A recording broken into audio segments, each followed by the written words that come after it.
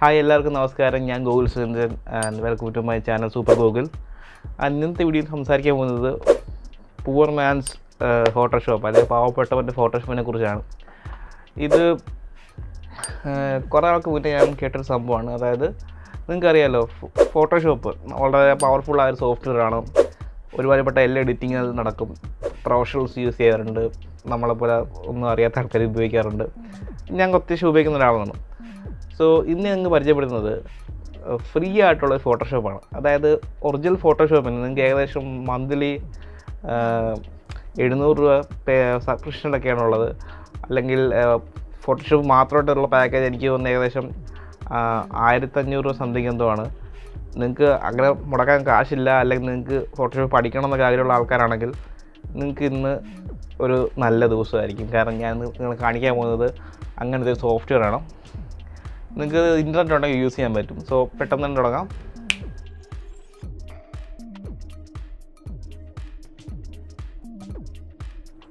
So ഇന്ന് നമ്മൾ കാണാൻ പോകുന്ന സോഫ്റ്റ്വെയറിൻ്റെ പേരാണ് ഫോട്ടോപി.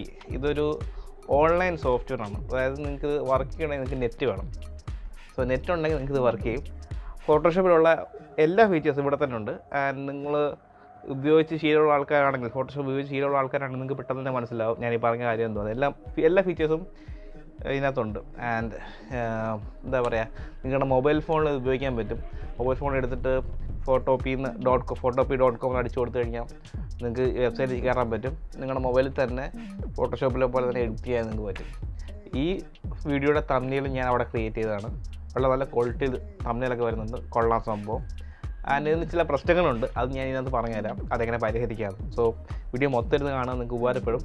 ഞാൻ എല്ലാ ഫീച്ചേഴ്സൊന്നും കാണിക്കാൻ പോകുന്നില്ല. നിങ്ങൾക്ക് ഫോട്ടോഷോപ്പിനെ കുറിച്ച് അത്യാവശ്യം ധാരണയുള്ള ആൾക്കാരാണ്, നിങ്ങൾക്ക് മനസ്സിലായി എന്തൊക്കെയാണ് അടുത്തുള്ളതെന്നും. ആൻഡ് അതാണ് ഇന്നത്തെ വീഡിയോ. സോ മൊത്തം ഇരുന്ന് കാണുക, ചാനൽ സപ്പോർട്ട് ചെയ്യാം.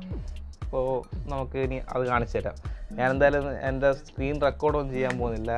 എൻ്റെ ലാപ്ടോപ്പ് ഒരുപാട് പഴയ സാധനമാണ്. ഇതിനകത്ത് സ്ക്രീൻ റെക്കോർഡൊക്കെ ചെയ്യുമ്പോഴേക്കൊക്കെ പണിയാകും.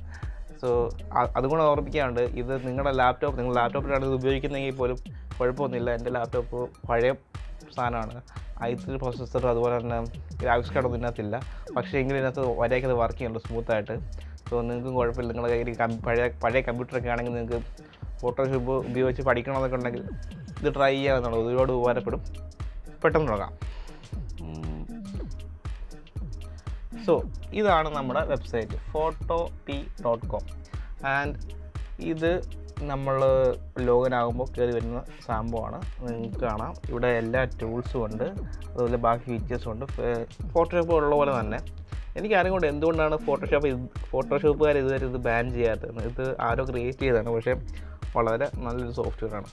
നിങ്ങൾക്ക് പഠിക്കണം എന്നുണ്ടെങ്കിൽ ഇതിൽ തുടങ്ങാം. നിങ്ങൾക്ക് ഇവിടെ കാണാം ന്യൂ പ്രൊജക്റ്റ് തുടങ്ങാനുള്ള ഓപ്ഷൻസ് ഉണ്ട്. അഥവാ നിങ്ങൾ ഓൾറെഡി പ്രൊജക്റ്റ് സേവ് ചെയ്തിട്ടുണ്ടെങ്കിൽ അത് ഇമ്പോർട്ട് ചെയ്യുന്ന ഓപ്ഷൻസ് ഉണ്ട്. അതുപോലെ തന്നെ ഇവിടെ നിന്ന് നിങ്ങൾക്ക് ഫയലൊക്കെ നിങ്ങൾക്ക് വേണമെങ്കിൽ ഓപ്പൺ ചെയ്തെടുക്കാനൊക്കെ പറ്റും നിങ്ങളുടെ കമ്പ്യൂട്ടറിനകത്തോട്ട്.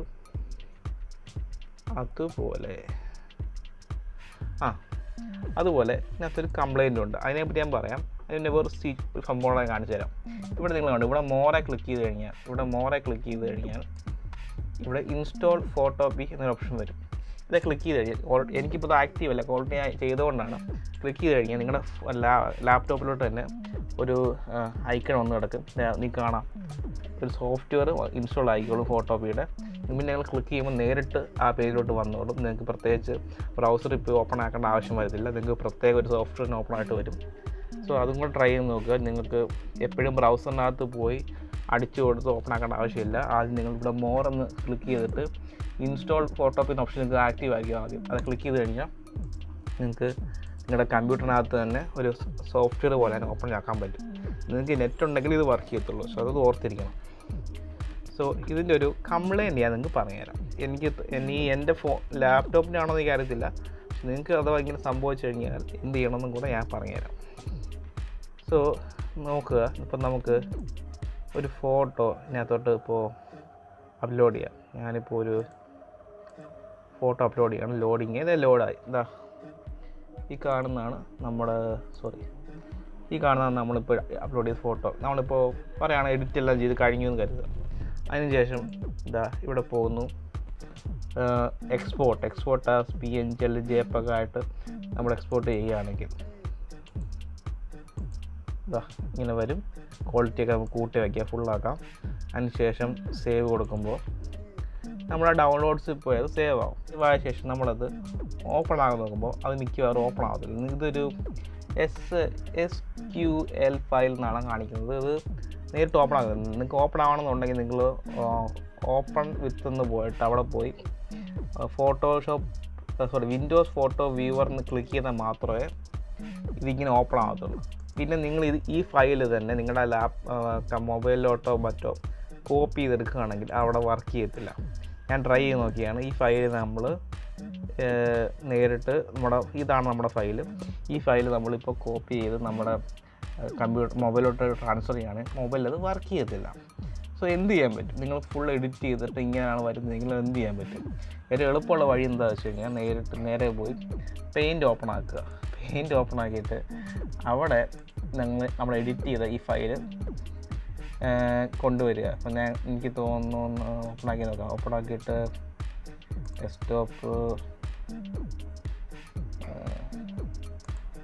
ഓൾ ഫയൽസ് എടുക്കുക. അപ്പം നിങ്ങൾക്ക് കാണാൻ പറ്റും.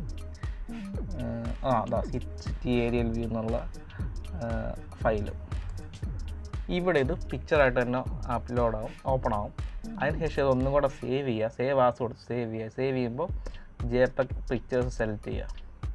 അങ്ങനെ അത് സേവ് ചെയ്യുകയാണെങ്കിൽ അങ്ങനെ ഇതിപ്പോൾ സേവ് ചെയ്യുക. ഇങ്ങനൊരു പേര് കൊടുക്കാം, ചുമ്മാ ഒരു പേര് കൊടുക്കാം. എന്നിട്ട് സേവ് ചെയ്യുകയാണെങ്കിൽ അതൊരു പിക്ചറായിട്ട് തന്നെ സേവ് ആവും.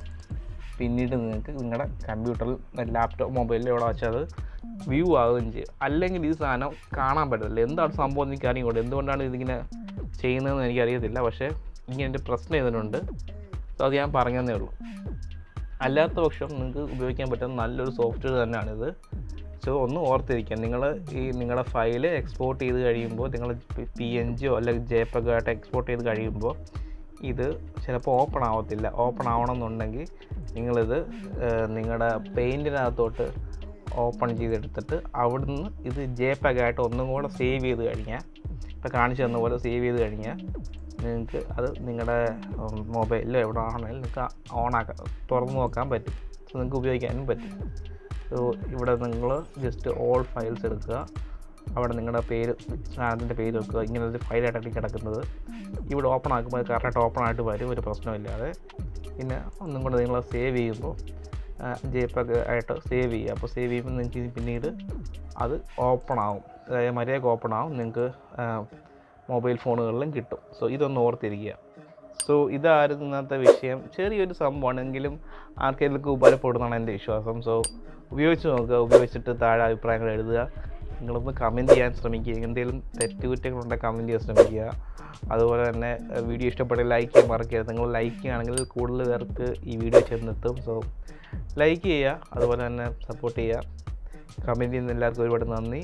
ഇപ്പോൾ ചാനലായിരിക്കും ഏകദേശം 39 സംതിങ് സബ്സ്ക്രൈബേഴ്സ് ആയിട്ടുണ്ട്. സാരമില്ല, എനിക്ക് ഒരു സന്തോഷമുണ്ട്. അത്രയേ ഉള്ളൂ. അടുത്ത തവണ കാണുന്നവരെ വീണ്ടും കാണാം. ഓക്കെ, അടുത്ത തവണ കാണുന്നവരെ ബൈ. അതൊന്നും വേണ്ട, ബൈ, പിന്നെ കാണാം.